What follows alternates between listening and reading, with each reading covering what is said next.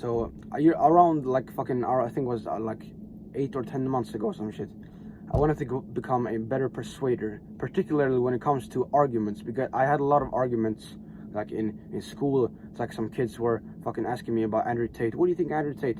And my kind of stupid ass at the time, fucking got into a fucking argument every single fucking day that sapped my fucking brain points, right?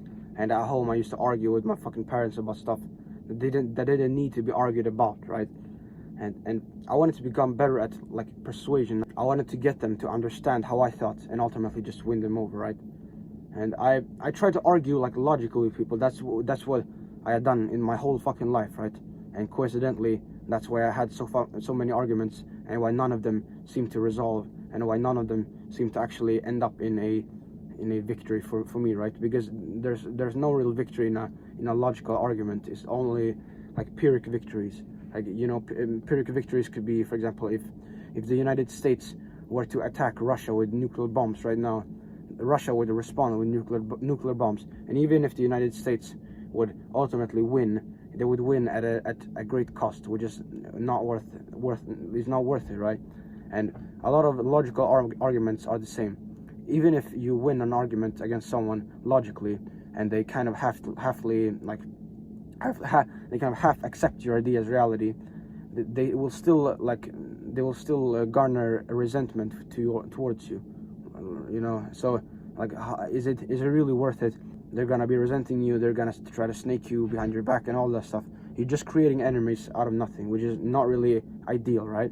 So what I try to do is that I try to figure out another way to argue overall and persuade, right? So I actually got a book on around that topic, right, which is called Expert Secrets by Russell Brunson. So it's Russell Brunson is the guy who made .com secrets, Expert Secrets, and Traffic Secrets, the business books, right? And in Expert Secrets, he's talking a lot about persuasion and like in marketing, like predominantly, right? And one of the key things when it comes to persuasion in marketing and sales in business is storytelling, right? Because the thing that I learned was that to change someone's beliefs, we tell stories. And the reason for that is that like beliefs, they are statements of perceived truth. They are things that we perceive as truth, that we believe are true, right? And we got that belief from an experience, of course, right? We got that from something we experienced, or something that someone said to us, right? An experience of someone else, right?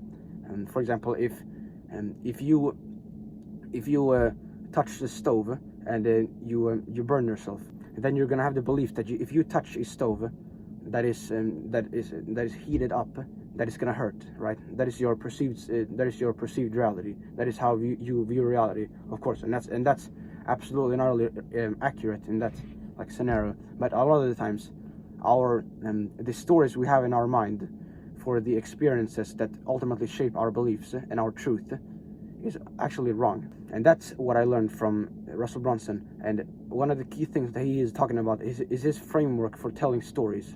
And he called it the Epiphany Bridge Script. And an epiphany is essentially when you get the aha moment, when you think, aha, that's actually right, I get it now. And that's what we ultimately want to get to with people when we're persuading them in arguments, so forth, right? And so you can probably imagine like a bridge, like Epiphany Bridge. You can probably like imagine a bridge like this between two lands, and this is the land where the person is at right now, and this is the land where we're gonna get them to, right? And the bridge is between them, and then the epiphany, the aha moment, is what actually gets them over to the other like land, right? So the whole framework for storytelling in the Epiphany Bridge script, it goes as following. You start with a backstory, like you explain your desires, what you wanted to do. This is what I wanted to do, blah blah blah. Like for example, you could say, I am a diabetic and I'm at home and I wanted to eat some food because if I didn't, then I would my insulin levels would spike, right?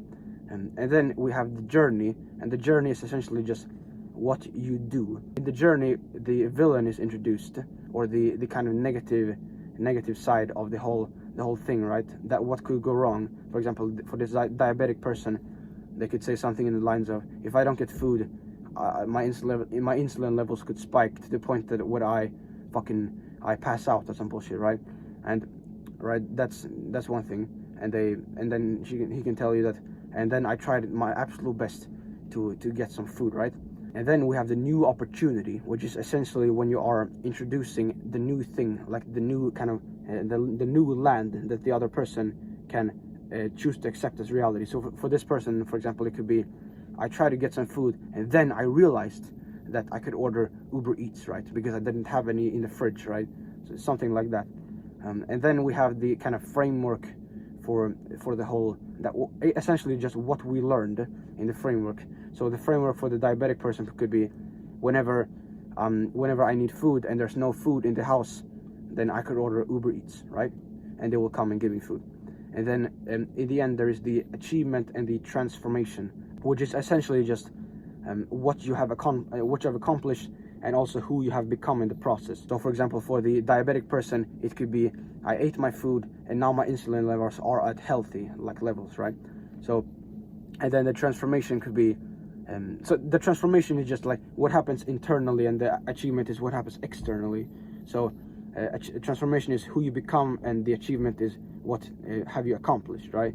And for the diabetic person, it could be that their insulin levels got into to a healthy range, and like for the achievements, what they did. And then for the internal stuff, it could be that they created their skill of handling stress and managing stress, due to them like being stressed when they found out that they didn't have any food in the fridge and they needed to get food from some other place, right? And when I realized all of this stuff, I could it's so much more simple to get people to understand when you tell stories, and especially when you use the Epiphany Bridge script, right? And that's essentially what I started to do. And if you've been perspicacious, then you could probably notice that I'm using this Epiphany Bridge script right now to describe the Epiphany Bridge script. I told the backstory of how I wanted to be able to persuade people. I told the journey about how I got expert secrets, how I did it, and then I told you about the new opportunity when I discovered that you can actually tell stories to make people listen and get them ultimately to think as you want them to think. And then the framework was actually just describing these micro steps, then backstory, journey, new opportunity, framework, achievement, right?